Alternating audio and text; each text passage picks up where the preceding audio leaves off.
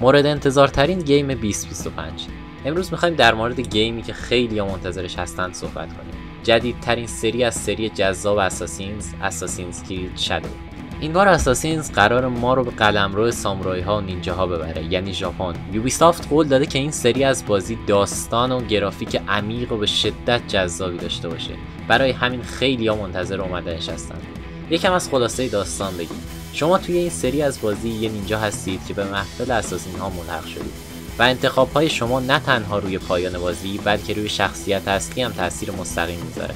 از داستان که بگذریم، مکانیک های مثل استفاده از ابزارهای نینجایی مثل شوریکن و دودزاها در کنار گرافیک به شدت جذاب به بازی اضافه شدن.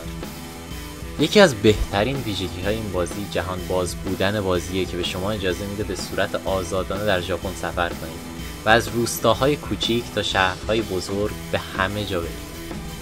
امیدوارم همیشه نتتون خوب، برقتون وصل و دنبال کننده ما باشید. تا ویدیو بعدی، خدا نگهدار.